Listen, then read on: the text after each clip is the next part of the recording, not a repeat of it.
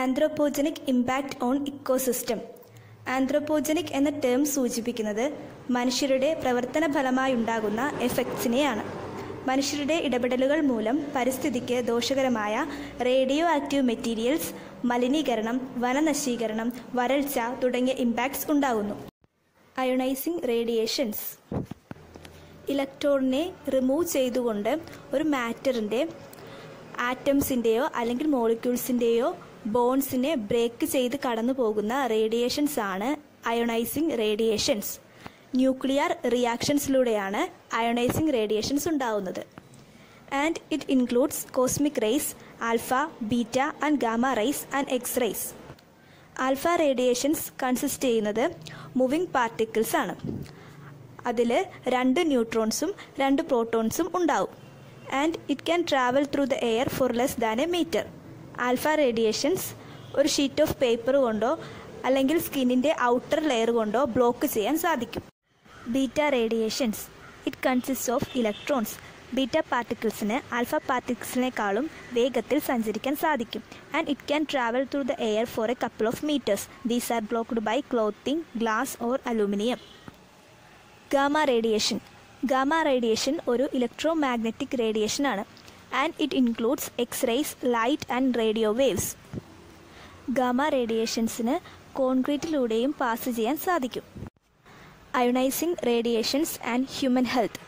1927 H.J. Muller ionising radiations വഴി living സെൽസിൽ മാറ്റങ്ങൾ വരുത്താൻ സാധിക്കുമെന്ന് കണ്ടെത്തി. ഡ്രോസോഫില മെലനോഗ്യാസ്റ്റർ എന്ന ഇൻസെക്റ്റിൽ എക്സ്റേ ട്രീറ്റ്മെൻറ്റിലൂടെ അതിൻ്റെ സെക്സ് ലിങ്ക്ഡ് റെസസീവ് ക്യാരക്ടേഴ്സിൻ്റെ ഫ്രീക്വൻസി ഇൻക്രീസ് ചെയ്യുന്നുവെന്ന് കാണിച്ചു. അയോണൈസിങ് റേഡിയേഷൻസ് ഹ്യൂമൻ ഹെൽത്തിൽ ഒരുപാട് നെഗറ്റീവ് എഫക്ട്സ് ഉണ്ടാക്കുന്നു. അയോണൈസിങ് റേഡിയേഷൻസ് കാരണം റേഡിയേഷൻ ഡാമേജസ് ഉണ്ടാകുന്നത് type of radiation, dosage, energy level, time, frequency of exposure എന്നിവയുടെ അടിസ്ഥാനത്തിലാണ്.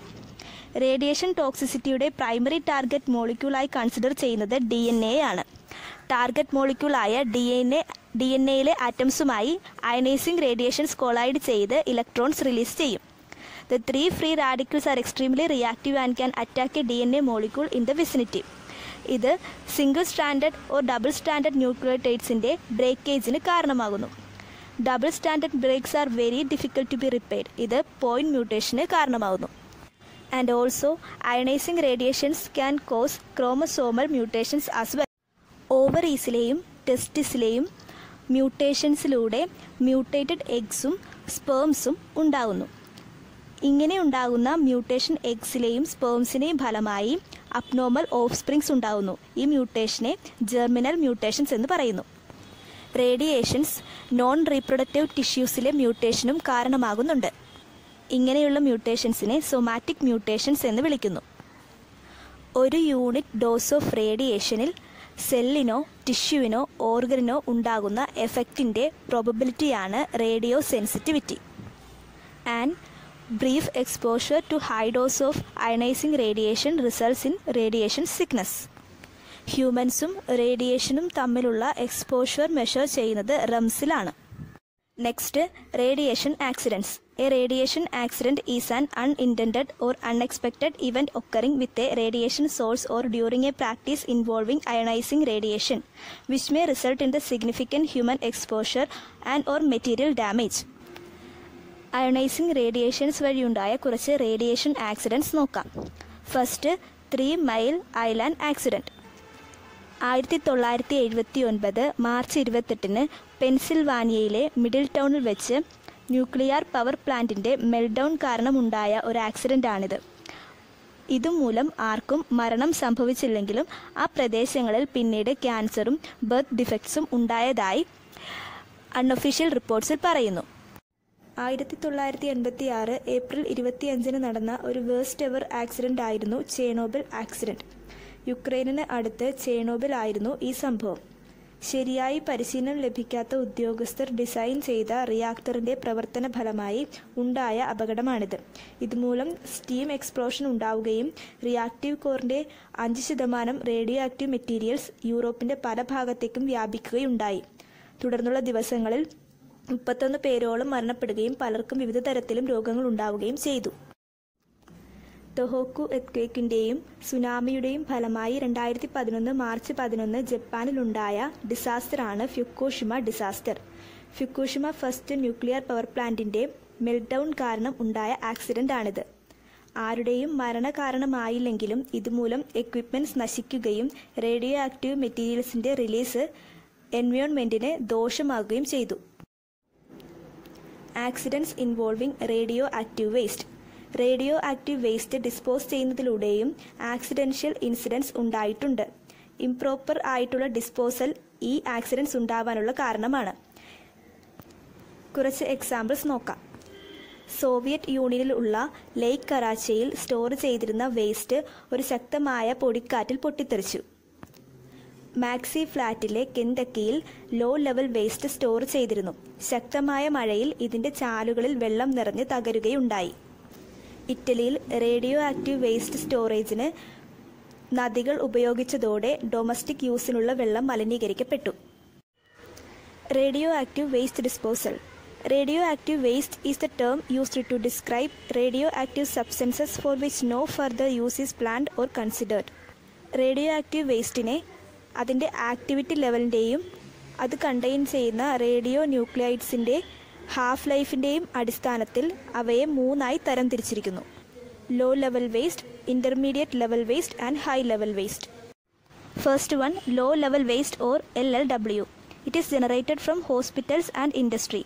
It includes paper, rags, tools, clothing, filters and other materials which contain small amounts of mostly short-lived radioactivity. Pre disposal waste പ്രോസസ്സിങ്ങിലൂടെയാണ് കൂടുതൽ LLW dispose ചെയ്യുന്നത്. Example, volume reduction, അതായത് non radioactive കമ്പോണൻസിൽ നിന്ന് radio active വേസ്റ്റിനെ വേർതിരിച്ച് അവ dispose ചെയ്യുന്നു. LLW dispose ചെയ്യുന്നതിന് കൂടുതൽ കർശനമായ സുരക്ഷാ സംവിധാനങ്ങൾ ആവശ്യമാണ്. Second one, intermediate level waste or ILW. It contains higher amounts of radioactivity and it includes resins, chemical slugs and metal reactor nuclear fuel cladding as well as contaminated materials from reactor decommissioning. Cement based materials അടങ്ങിയ stainless steel ബോക്സസിലാണ് ILW dispose ചെയ്യുന്നത്. ചില solid വേസ്റ്റസിൻ്റെ size reduce ചെയ്തും അത് dispose ചെയ്യാറുണ്ട്. Third one, higher level waste or HLW. It is produced by nuclear reactors and it contains fission products and transuranic elements generated in the reactor core. HLW highly radioactive and often very hot. It is disposed in storage sites or buried deep in the soil or reprocessed and reused. Underground ടാങ്ക്സിലോ അല്ലെങ്കിൽ stainless steel സൈലോസിലോ ആണ് HLW store ചെയ്ത് വയ്ക്കാറുള്ളത്. Disposal of pesticides.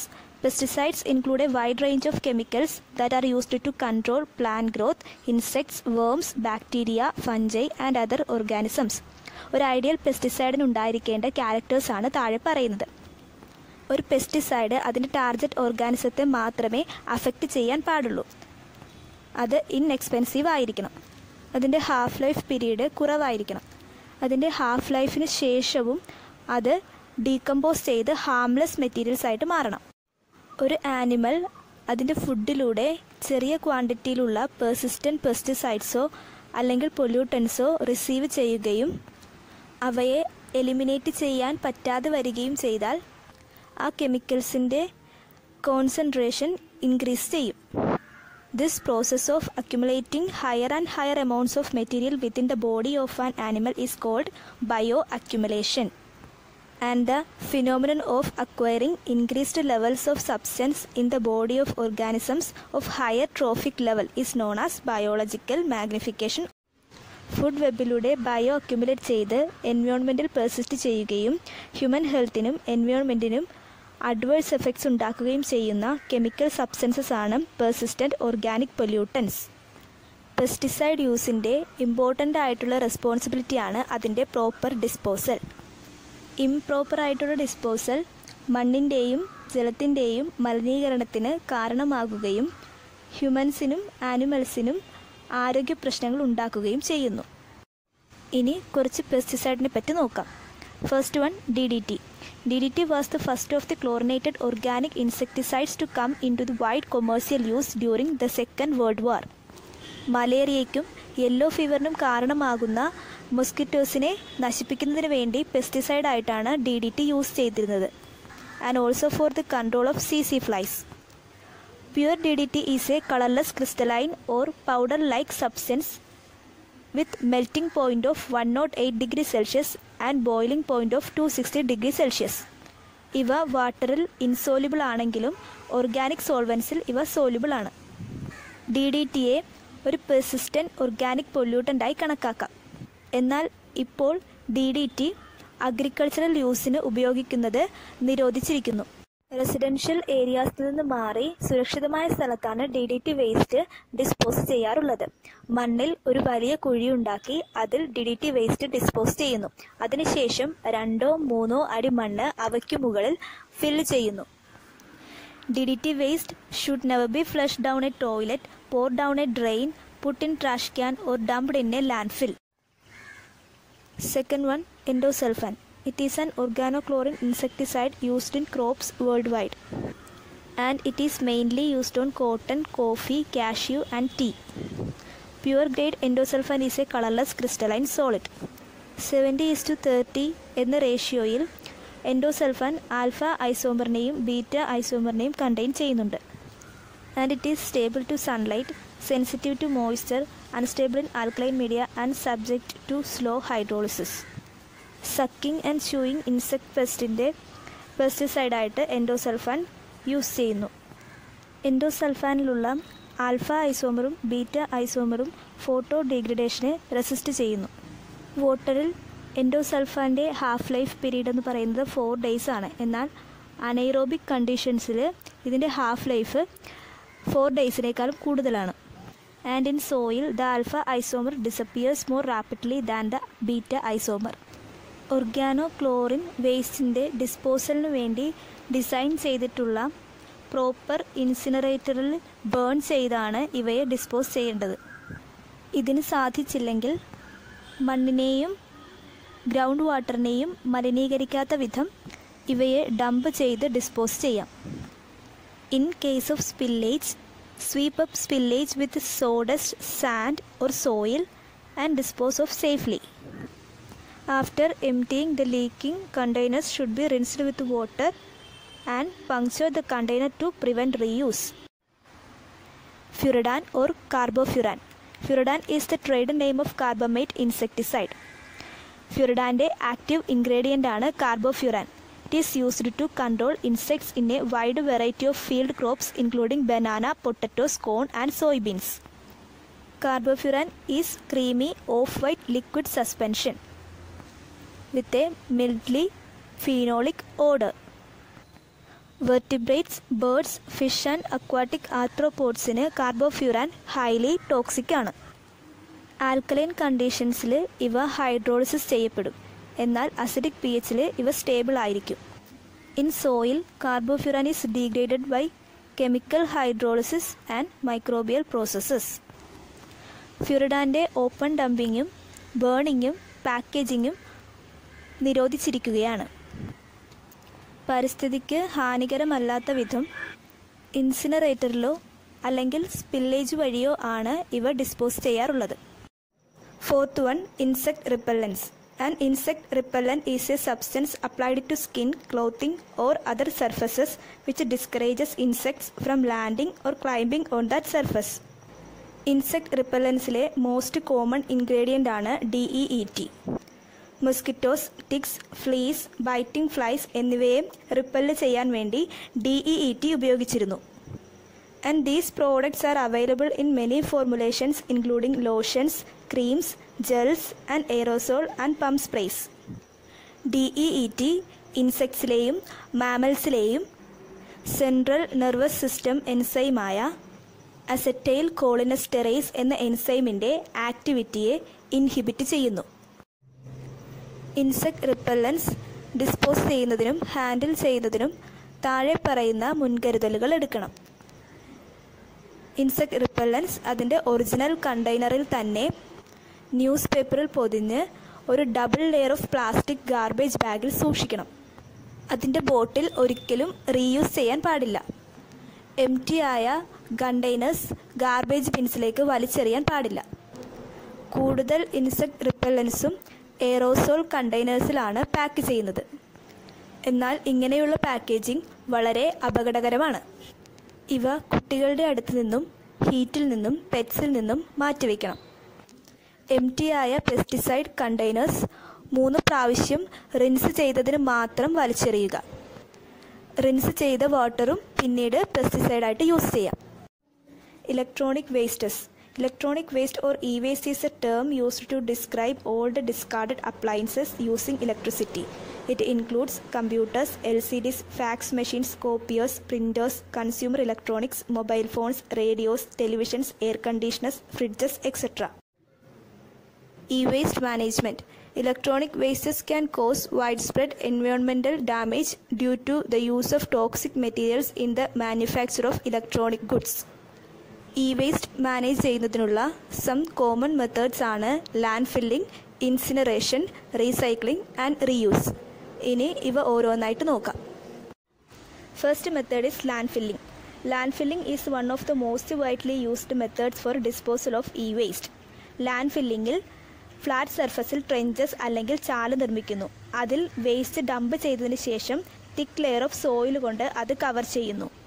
എന്നാൽ secure landfill പോലുള്ള modern ടെക്നിക്സിൽ plastic അല്ലെങ്കിൽ ക്ലേ കൊണ്ടുള്ള ലൈനർ, ലീച്ചേറ്റ് കളക്ഷൻ ബേസിൻ പോലുള്ള ഫെസിലിറ്റീസും ഉണ്ടാവും. ലീച്ചേറ്റ് കളക്ഷൻ ബേസിൻ ലീച്ചേറ്റിനെ വേസ്റ്റ് വാട്ടർ ട്രീറ്റ്മെൻറ്റ് പ്ലാന്റിലേക്ക് ട്രാൻസ്ഫർ ചെയ്യുന്നു. Incineration. Incineration is a controlled and complete combustion process in which the waste material is burned in a specially designed incinerators at a high temperature. Waste volume reduce ചെയ്യാമെന്നതും combustible മെറ്റീരിയൽസിൻ്റെ energy content utilise ചെയ്യാൻ പറ്റുമെന്നതുമാണ് ഇതിൻ്റെ advantages. Cadmium, mercury എന്നിവയുടെ എമിഷനും gas ക്ലീനിങ്ങിൽ നിന്നും കമ്പസ്റ്റനിൽ നിന്നും വരുന്ന സബ്സ്റ്റൻസസിൻ്റെ എമിഷനും ഇൻസിനറേഷൻ്റെ disadvantages ആണ്. Recycling. Many obsolete products can be recycled. Recycling involves dismantling. The existing dumping grounds in India are full and overflowing beyond capacity, and it is difficult to get new dumping sites due to scarcity of land. Therefore, recycling is the best possible option for the management of e-waste. Outdated electronics നിന്നുള്ള raw മെറ്റീരിയൽസിൻ്റെ recycling e-waste problem കുറയ്ക്കാനുള്ള most effective ആയിട്ടുള്ള ഒരു സൊല്യൂഷനാണ്. Most electronic devices contain a variety of materials including metals that can be recovered for future uses. റീസൈക്ലിങ്ങിലൂടെ natural resources സംരക്ഷിക്കുവാനും hazardous disposal വഴി ഉണ്ടാകുന്ന വാട്ടർ പൊല്യൂഷൻ കുറയ്ക്കുവാനും സാധിക്കുന്നു. അതുകൂടാതെ ന്യൂ പ്രോഡക്ട്സിൻ്റെ മാനുഫാക്ചറിംഗ് വഴി ഉണ്ടാകുന്ന ഗ്രീൻ ഹൗസ് ഗ്യാസ് എമിഷൻസിനെ തടയുവാനും സാധിക്കുന്നു. Reuse. Reuse constitutes direct second hand use or use after slight modifications to the original functioning equipment. This method also reduces the volume of e-waste generation. The better option is avoid to its generation. To achieve this, buyback of old electronic equipments shall be made mandatory.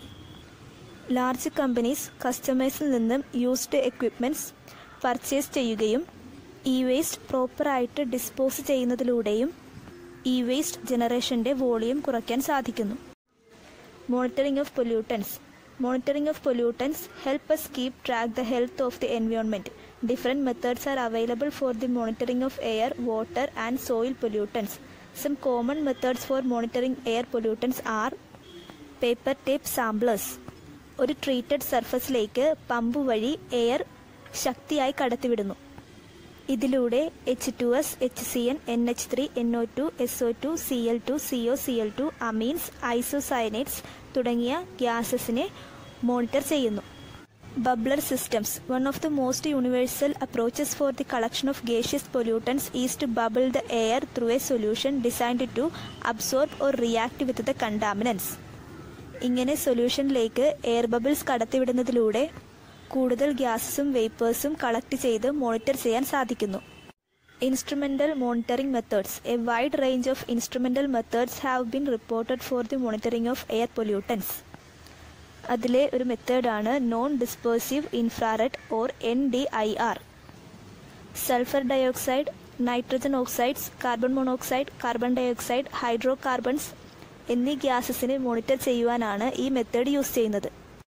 കെമിലൂമിനസെൻസ് devices. Chemiluminescence is the emission of light energy that results from some chemical reactions. The light energy emitted is detected.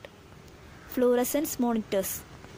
Fluorescence പ്രിൻസിപ്പിളിൻ്റെ ബേസിസിൽ എയറിനെ monitor ചെയ്യുന്ന മെത്തേഡാണിത്.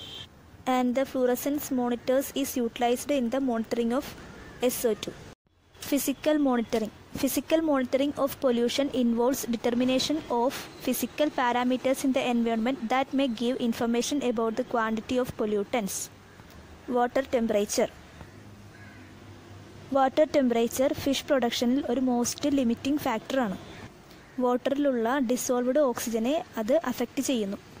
Thermal pollution of water can be monitored by the regular recording of temperature in the water body. Sediment and turbidity. Fluid scatter ചെയ്യുന്ന അല്ലെങ്കിൽ absorb ചെയ്യുന്ന ലൈറ്റിൻ്റെ എമൗണ്ടാണ് turbidity. Suspended സെഡിമെൻറ്റിനേക്കാളും വേഗത്തിലും എളുപ്പത്തിലും ടർബിഡിറ്റി മെഷർമെൻറ്റിലൂടെ അക്വാട്ടിക് പൊല്യൂഷൻ മോണിറ്റർ ചെയ്യാൻ സാധിക്കും. Turbidity in streams is usually caused by suspended particles of slit and clay, but other materials such as colored organic compounds and microorganisms can add turbidity. Measuring turbidity is an indirect way of determining the level of many types of pollutants in water. ടർബിഡിറ്റിയുടെ യൂണിറ്റാണ് formazin turbidity units. അത് measure ചെയ്യുന്ന ഇൻസ്ട്രുമെൻറ്റിനെ nephelometer എന്ന് പറയുന്നു. Electrical conductivity. Electric current pass ചെയ്യിക്കാനുള്ള വാട്ടറിൻ്റെ എബിലിറ്റിയുടെ മെഷറിനെ ഇലക്ട്രിക്കൽ കണ്ടക്ടിവിറ്റി എന്ന് പറയുന്നു. അതിൻ്റെ ബേസിക് യൂണിറ്റാണ് micromhos per centimetre or microsiemens per centimeter. Conductivity in water is affected by the presence of inorganic dissolved solids such as salts, nitrates and phosphates. Chemical monitoring. A number of different methods have been developed for the chemical monitoring of environmental pollution. Chemical monitoringile methods നോക്കാം. Biological oxygen demand or BOD. ഒരു specific time പീരീഡിൽ 20 degree സെൽഷ്യസിലുള്ള aerobic കണ്ടീഷനിൽ ഒരു sample of വാട്ടറിൽ organic മാറ്ററിൻ്റെ bacteria break ഡൗണിന് ആവശ്യമായ dissolved ഓക്സിജൻ്റെ അളവിനെയാണ് ആ സീവേജിൻ്റെ biological oxygen demand എന്ന് പറയുന്നത്. ഇതിലെ സ്പെസിഫിക് ടൈം എന്ന് പറയുന്നത് 5 ദിവസമാണ്. Chemical oxygen demand or COD. ഒരു സ്പെസിഫിക് കണ്ടീഷനിൽ ഓർഗാനിക് മാറ്ററിനും ഓക്സിഡൈസബിൾ ഇനോർഗാനിക് മാറ്ററിനും ഓക്സിഡേഷന് യൂസ് ചെയ്യുന്ന ഓക്സിജൻ്റെ എമൗണ്ടിനെ കെമിക്കൽ ഓക്സിജൻ ഡിമാൻഡ് എന്ന് പറയുന്നു. Dissolved oxygen or DO. Dissolved oxygen controls aquatic organism growth and development. Dissolved oxygen in water is affected by many factors like temperature, organic matter etcetera. Organic content high ആണെങ്കിൽ microorganisms അതിൻ്റെ ഓക്സിഡേഷന് വേണ്ടി dissolved oxygen utilise ചെയ്യുന്നു. DO is measured in parts per millions of oxygen. Biological monitoring. Biological monitoring is a way of measuring the contaminants in the environment. Contaminated സൈറ്റിൽ നിന്നുള്ള ചില indicator ഓർഗാനിസത്തിൻ്റെ ഡിറ്റക്ഷനിലൂടെയും ബയോളജിക്കൽ ഏജൻ്റ് ആയിട്ടുള്ള സിമ്പിൾ ഡിവൈസസ് യൂസ് ചെയ്തുമാണ് pollutants monitor ചെയ്യുന്നത്. Bacteria or pathogen. ഓരോ പാത്തോജനും സെപ്പറേറ്റ് ഡിറ്റക്ഷൻ പ്രൊസീജിയർ ആണുള്ളത്. എങ്കിലും ചില ഇൻഡിക്കേറ്റർ ഓർഗാനിസംസ് മാത്രമാണ് കണ്ടാമിനേഷൻ ഡിറ്റക്ഷൻ ചെയ്യാൻ യൂസ് ചെയ്യുന്നത്. കോമൺ ആയി മോണിറ്റർ ചെയ്യുന്ന ഓർഗാനിസംസ് ആണ് ഫീക്കൽ കോളിഫോം, ഫീക്കൽ സ്ട്രെപ്റ്റോകോക്സൈ. ഇവയെ ഇൻഡിക്കേറ്റർ ബാക്ടീരിയ എന്ന് വിളിക്കുന്നു. Escherichia coli is the most frequently occurring coliform bacteria. A popular and simple method of measuring coliforms is called Most Probable Numbers Test or MPN test. Biosensors. Industrial products, chemical substances അല്ലെങ്കിൽ environmental samples എന്നിവയിലെ ultra trace ലെവൽസിലുള്ള toxic കെമിക്കലിൻ്റെ ഡിറ്റക്ഷന് വേണ്ടിയാണ് ബയോസെൻസേഴ്സ് use ചെയ്യുന്നത്. The key advantages offered by biosensors over conventional investigative methods for environmental applications include their portability, smaller size, work on site, and capacity to analyze contaminants in composite matrices with the least sample preparation.